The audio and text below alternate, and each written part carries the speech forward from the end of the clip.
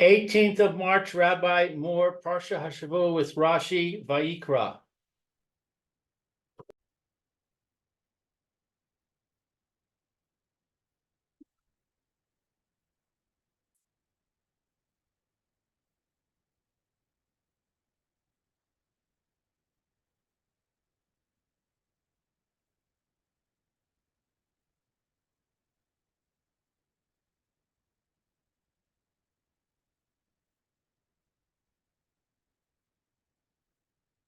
Can you hear me?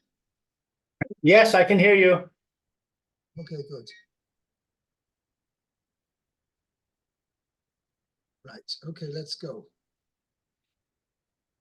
I don't remember where we were. I lost my bookmark. It was not too hard to find, but I'm still on the first pasuk. Vayikra el Moshe vayidaber Hashem elav me ohel moed lemor. He called to Moshe, and Hashem spoke to him from the tent of meeting, saying, Rashi says, Vayikra el Moshe l'chol dibros u'l'chol amiros u'l'chol tvoyim kodma keri'ah. Calling preceded every statement and every saying. We did this yesterday. There's long Rashi. We got up to the Rashi Me'oel Me'ed Leimor. Let's see, where is that?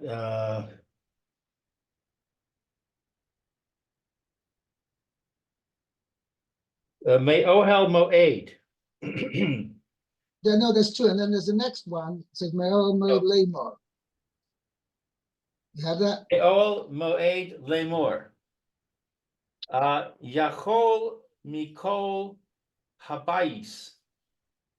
One might be able to think that the voice came from the entire house, i.e., the Mishkan. Talmud Lomar, Me'al HaKapores.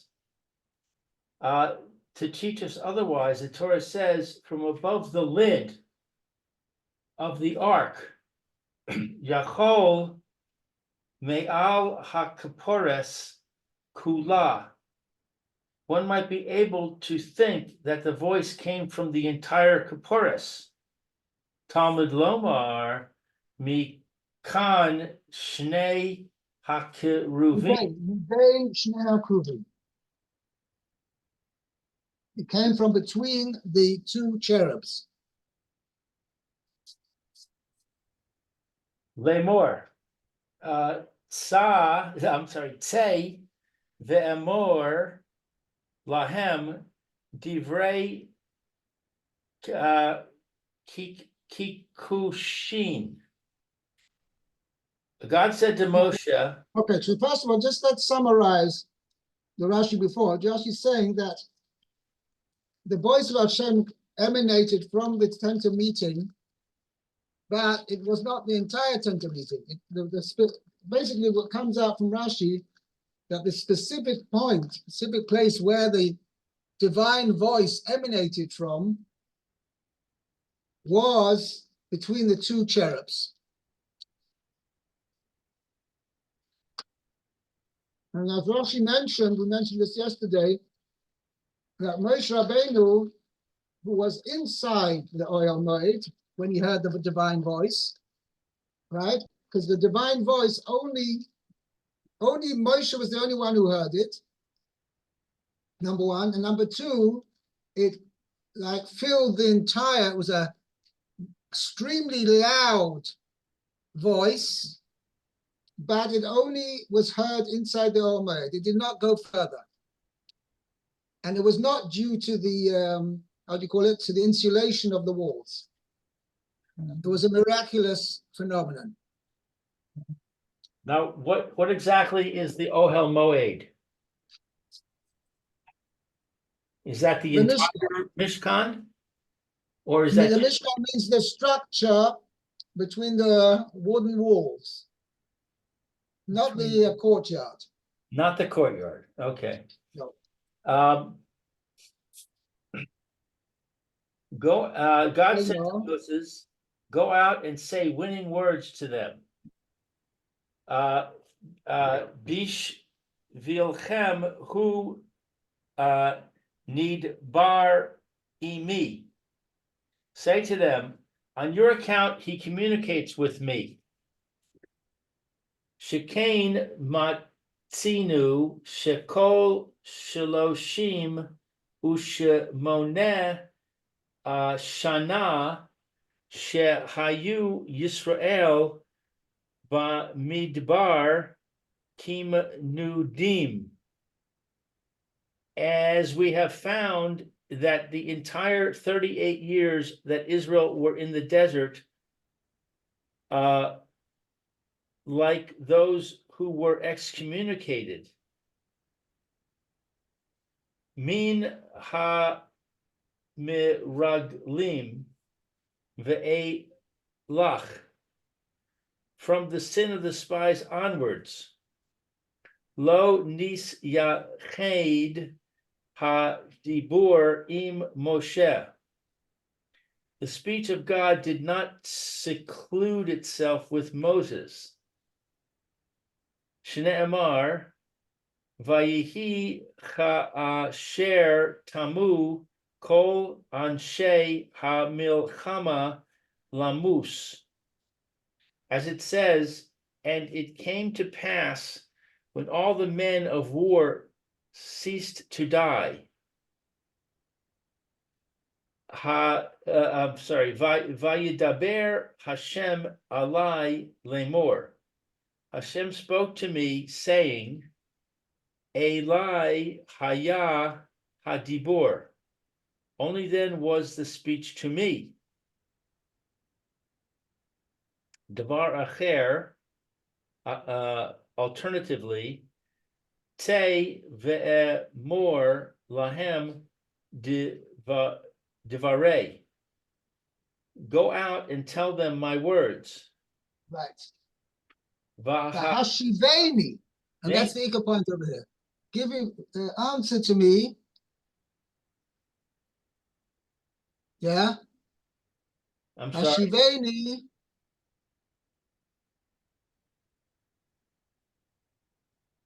Im yakablum, and answer me if they will if they will accept my words or not.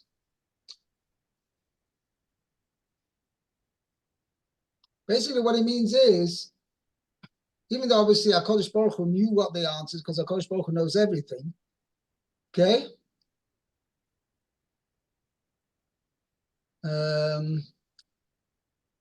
Nevertheless, Moshe Rabbeinu was told, as Derech Eretz, that he had the shlichus to tell people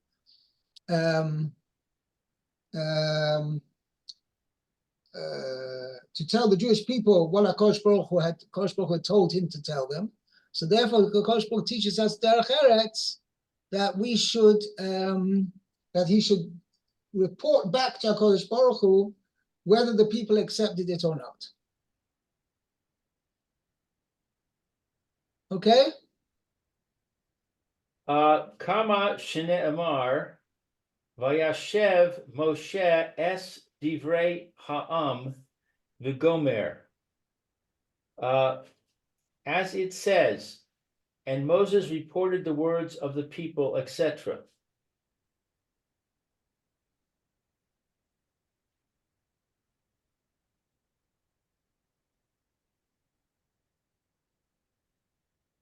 Yeah.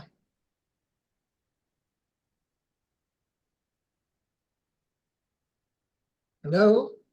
Yes, that's the end of the paragraph. That's the end of 2. Okay, yeah, fine. That's the end of Yeah. 1, I mean. It's Pasuk Aleph. Okay, let's go on. Mea to Pasuk base. I just want to make another point over here. There's a general, I think I mentioned a number of times, that when we have the classic pasuk, which appears 70, I can't remember, 70 or 71 times in the Torah, Vayidaber Hashem el Moshe Lemor. There's a major discussion among the Mefarshim. What does the word Lemor mean in that pasuk? Is it going back on HaKadosh Baruch Hu? And it says, Vayidaber Hashem el Moshe. Hashem spoke to Moshe, which means he had a conversation with him. Right? He had a speech. Lemor, and this is what he said. This is what Hashem said, saying. That's the classic thing. Hashem spoke to Moshe, saying. Who is saying? Hashem. That's one way of understanding the word Lemor. And the second explanation is Vayidaber Hashem el Moshe. Hashem spoke to Moshe. Lemor, for Moshe to say. Meaning Moshe is to say over to the people.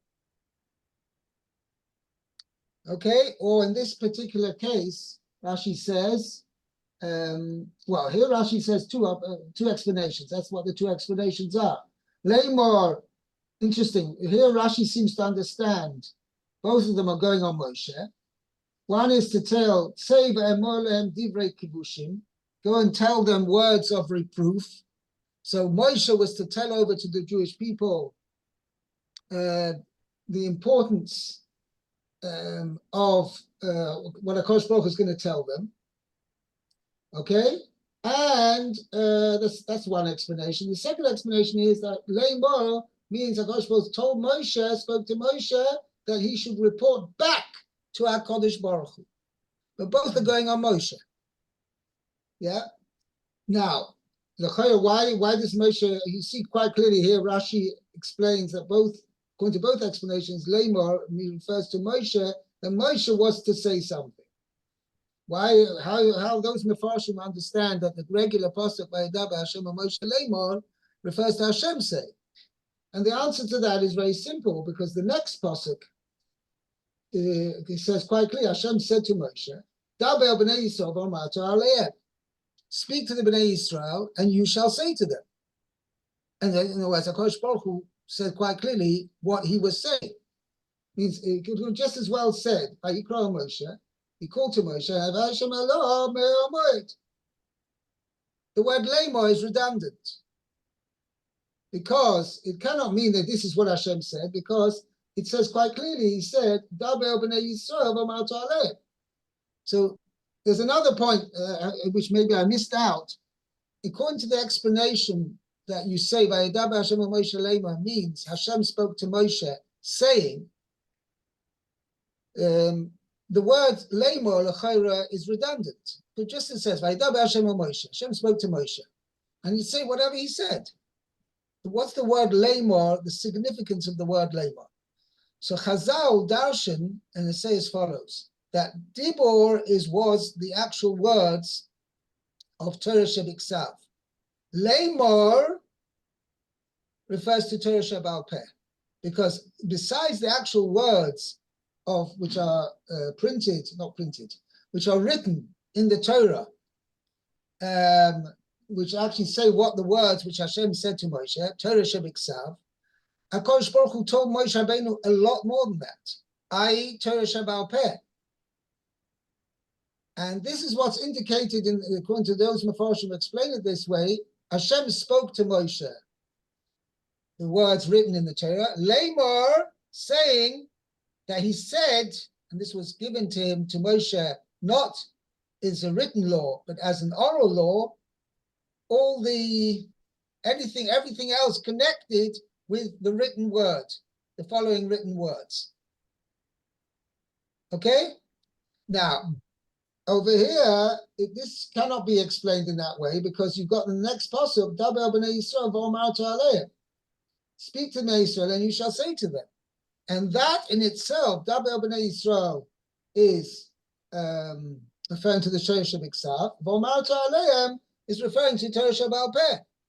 So therefore, this Lemor in the first pasuk must be explained differently. And that's why Rashi gives two possible explanations how to explain Lemor, not referring to Hashem. Hashem said, but referring that Moshe Rabbeinu was to say. Okay? Hmm. Okay, let's go into Pasuk base now. Meir. It says, Daber b'nei Yisrael v'yamarta aleihem Adam ki yakriv michem karban lahashem mina behema min habakar umin hatzon takrivu et karbanchem. Okay, so it says, as you said, speak to the children of Israel and say to them, Adam ki yakriv. I guess when a man comes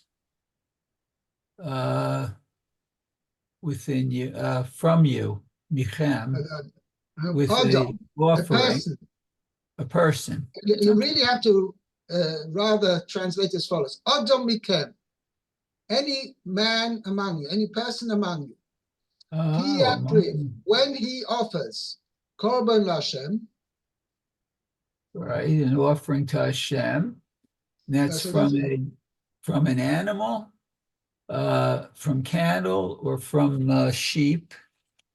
you shall You offer. shall offer. You shall bring an offering. Your Literally, offering. takriva means you shall bring near.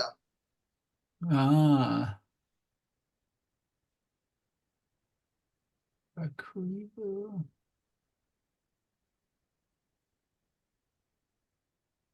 Oh, okay. So the word korban chem has the same root as takrivu, kuf reish Right, bet. because a korban, it means a gift, something, an offering, which brings a person near to HaKadosh Baruch Hu. Ah, It's a lashon litkarev, but a mhm, person lahakriv, you person brings near. right. He makes him koroiv, close. Okay? So you could translate it as you shall bring near the thing that brings you near. Correct. Mm. Right. Okay, good. So Rashi says, let's see, Adam ki akriv michem. When you bring near The first thing is, person. Rashi's pointing out key. Does key Oh mean yeah, why if? is he here? Yeah, Yeah. so what's the meaning of the word key? Okay? Okay. That's the key here. Okay? Let's use the pen. So Okay? the key is kashe yakriv. Yeah, so Kashe. Rashi says ki yakri means when he offers. It's not if he offers. Mm-hmm. It means it doesn't mean a person is obliged to offer, he must offer, right? But kisha yakri, when he offers, meaning it's up to him, and that's what Rashi says. But karbonos nedava diber ha'inyan. The subject is discussing karbonos free will offerings. Free will. Okay? Oh, okay. Nedava means donated offerings. Means Right. not obligatory offerings. Okay. So what a person wants to give. Okay. Very good. Then he has Adam, a person. Lama Ne'emar. Why is it said? Ma'adam harishon lohi kriv min hagazel. As Adam, the first man, okay, did not bring an offering, okay, from that, I guess that was stolen. Right? Why? Okay. Because, since everything was his. Yeah, I was going to say, who was he going to steal it from? Exactly. Okay.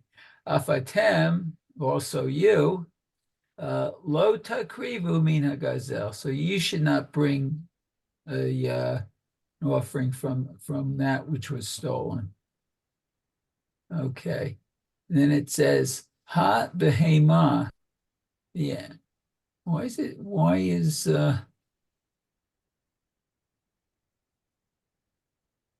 Okay. Ha-behema, the animals.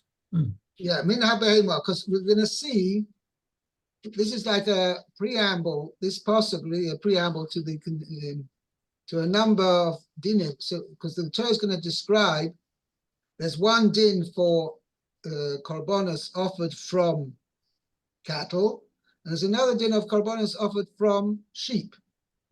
Oh, okay. By the way, tzon is a nomenclature for sheep and goats. There's no one specific word in English for it, but tzon means anything of flock, you know, we call it, but it's not really. It's not a good. It's a. There is no real word for tzon in English. It's like that's Okay? interesting. Baka refers to cattle, which really means anything of the cow bull family. Mhm. And tzon refers to sheep and goats. Okay, very good. Okay, so Yachol af hayabiklal. One is able, let's see, af, No, I might think yochel. I might think af chayo bichlal. that the That's wild also animals. wild. Now, when we mean wild, doesn't necessarily wild. It means non-domesticated animals. Oh, okay.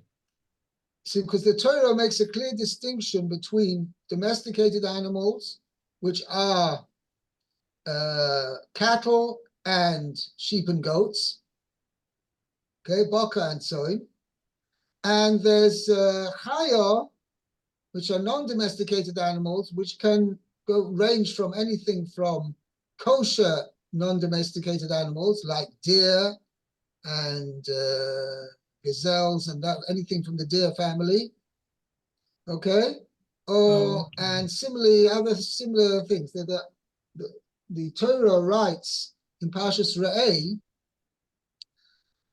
I'll put it this way, in Parshas Shmini, the Torah tells us that any animal which has three simonim, choose the card, it has a split hoof, and the hoof and the split runs all the way up. Means it runs into the actual leg itself. Okay? Right. Those, if it has those three simonim, I mean the last two are really one simon in itself. But if it has those three simonim, then it's a kosher animal. In Parshas Re'eh, the Torah enumerates which are the kosher animals. And in fact, there's only 10 types of kosher animals. I'm not talking about birds, I'm not talking about fish. I'm talking about, come under the category of, call it mammals, whatever you want to, let's call it that way. There are only 10 kosher species. There are 3 kosher domesticated animals, which are cattle, sheep, and goats. There are no other kosher domesticated animals. Okay? Right. And there are 7 types of kosher non-domesticated animals. And those 7 are Ayol, Tzvi, V'Yachmor, Akol, V'Dishon, Us'oi, V'Zomer. Okay? Zomer is interesting enough, according to most Mefarshim, is a giraffe. A giraffe is a kosher animal. And contrary to common legend, or whatever I call it, thing, is that the reason why we don't eat it is because we don't know where to shecht it, is that's the opposite is true. You can shecht a giraffe anywhere along its long neck. Okay, as long as it's between the upper ring and the lower ring, you can shecht the giraffe there. It's probably the reason why people don't eat giraffe, because number one, it's very hard to catch, and number two, there's not much meat on it. Okay, so it's not very commercially practical to eat a giraffe. But giraffe is one of the 7 kosher non-domesticated animals. The other one actually is buffalo. So'oi, right? According to most Mefarshim, is buffalo. And I think, as far as I know, there is a certain it's very expensive, but you can get buffalo in America. You can get buffalo meat. Yeah, Kosher you buffalo can. meat. I've eaten buffalo in America. Yeah, Kosher buffalo, yeah. yeah. Wow. Not in Buffalo. I have actually been to Buffalo, but that was before I started to keeping kosher, so I wouldn't know. Uh-huh. So what does buffalo taste like? It tastes very much like beef. Uh-huh. Uh-huh. Wow. Anyway, and then also you have the other ayol, v'tzvi v'yachmor are all different types of deer, gazelle, springbok. All those in that family are basically kosher animals. Uh-huh. Mount, and also these what's called a mountain goat, ibex. An ibex is also a kosher animal. Hmm. Anyway, akoponim, but those are not practically speaking, they're not really accessible. But next time you're stuck out there in the Rockies, somewhere like that, and you're short of food, so you have your shechita knife with you, so Don't get a buffalo. No, I That's wouldn't safe. suggest. I'm saying I'm That's rather safe. suggesting an ibex or something in that kind of range. Right. Okay. Mm-hmm. Yeah, a buffalo is a little bit risky. Big animal. Hmm. Yeah, they are big Huge. and strong. Right. And I wouldn't start up with one either. Okay. Yeah. Okay. Okay. Yeah. So, Min habehema. okay. So Now Rashi's going to mention over here. Every time it mentions over here, min, it's an exclusive. It's an excluding clause, oh, meaning it's coming to exclude something. okay. Okay. So going on, it says, let's see, Tomar Lomar Bakavitzon. So the Torah. Right. So I'm saying we didn't finish. So Mhm. korbanos can only be brought from domesticated animals, i.e. baka, cattle, which is anything from the bull family, and soin, which is sheep and goats. Right. Okay. Okay, but not from, you can't offer from anything like a deer or gazelle or anything like that. By the way, it also has a certain kula as a result, because as we know, the chaylev of the animal, the fat of the animal, was burnt up on the mizbeach. When a person offered the korban, you had to separate the fat, the chaylev, and that was burnt on the mizbeach. Okay, and as I'm not sure as necessarily, let's call it as a result of that, because the chaylev is something which is designated to be burnt on the mizbeach. Therefore, when the animal, even if a person shechts an animal not as a korban, the chaylev must not be eaten. One mustn't eat chaylev. Okay, but that's only chaylev of a behema, of an animal, of a cow or a sheep or a goat. But a chaylev of a deer or any other of the chayos, any of the non-domesticated animals, can be eaten. Oh, So only chaylev behema is asa, but chaylev chaya is mutter. oh. And there was actually a very interesting discussion a number of years ago. Actually, it's going back 20 years ago. In fact, this time of year, there was a whole discussion. There is a certain animal which is breeded in South America, in Argentina and in Uruguay, which was called the jabo. And the question is, was it considered a cow or bull, right, from the bull family, in which it has a status of a behema, or was it from the ibex and other wild goats family, in fact, in which would mean that its chaylev would be mutter. And there was also a discussion whether Bechlal since we nowadays we only eat animals which we know are kosher, which we have a mesoris, a tradition that they're kosher, even if they have the simonim. So that is a big discussion among the poskim, whether among animals, whether an animal which we see has clearly the three kosher simonim, but we have no Right. tradition as far as it's being kosher, is it permissible to be eaten or not? Oh, Obviously, midoraisa, as far as the Torah is concerned, it is. But whether the Chazal made should we say, a fence in order to prevent people getting mixed up with kosher animals and non-kosher animals, that they designated, that they instituted that even kosher animals require a mesoris, a tradition that they're kosher. And this was a major discussion among the time Rebbe Yoshiv on one side, who said one shouldn't eat this jabo, and Rabbi Wozner, who said that it is permitted. So the whole major discussion. Okay, wow. this happened just about 20 years ago, which is, yeah, it's interesting that at that same time, 20 years ago, there was also a major halachic, how do you call it? Not uproar is the right word, a major halachic problem with shaitels, because they discovered that the hair being used for many shaitels, human hair, was taken from Indian women who had sacrificed it and given their hair as a sacrifice to idol worship, Oh, which meant that their hair had a din of avodah zarah and was forbidden to be used. wow. Remember that? That was a huge Yeah, controversy. right.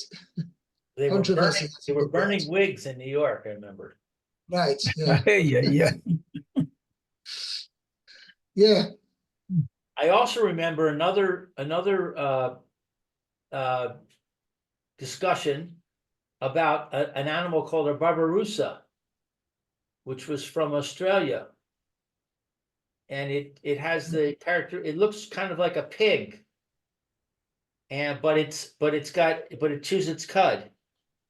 Yes. So there's a very interesting malbim about that, because the Gemara in Chulin says that there is an animal which has similarity to a pig, but it has all three simonim, and nevertheless the Torah says it's forbidden, and that's called Hashavua, which means it's split.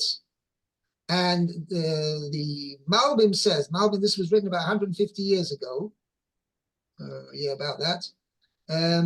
And he says they found it in the Andes, in Chile, right? They found in the Andes this animal. An animal had two spines, and had like a split between the two spines, and also had all three simonim. And therefore, the Malbim says he wanted to suggest this is what the Shasua, which the Torah was referring to, is this animal, even though it has all kosher simonim, it's nevertheless forbidden because it comes under the category of Shasua, which the Torah forbade. I'm familiar with signs, split hooves and chewing the cud. What's the third one? So in splitting the hooves, the split has to go through up the legs. In other words, it's a complete split. I was privileged to translate this book into English. Maybe I'll show you tomorrow. I'll show it to me. There's somebody who's actually a very interesting person who I happened to meet one day in a shul, and he was selling this book in Ivrit, in Hebrew, and it's all about the simonim of kosher animals, and he shows it has beautiful pictures, and he shows illustrates what is the kosher simonim and what's not. And he there clearly illustrates that you can have animals, there are certain animals who have a split hoof, but just the hoof is split, not the leg, not the foot of the animal, and that's not kosher. Wow. So that's it has to be split all the way. Anyway, so I got discussion, and he said, listen, I need somebody to translate my book into English. So I said, well, maybe you came to the right address. So I actually did. And then after I translated it, I guess he got somebody else read it over. And he said, you know what? it'll be much better, the book is sellable if the book was rewritten. Meaning, don't just take the translation, right? But to rewrite the book in English, which this person did actually a pretty good job. And that's how it came out in English. But Wow. the original translation of the book in Hebrew was done by yours truly. I can later tomorrow. I'll show you the books here. I have them here at home, but it's not accessible right this minute. But it's beautifully done. I don't know if it's still available in the stores because I don't know how many he printed and how many got sold. But it's a very beautifully done. Okay, I think on this note, Meir Bez Hashem, you'll pick up here tomorrow, Bezat Hashem. Okay, Okay. from Minha Behema. Okay, Minha Behema. very good. Okay, have a great day, Carlton. Thank You you. too now, Rabbi. Thank you. Okay, be well, Lou. See you later, Mayor. Okay.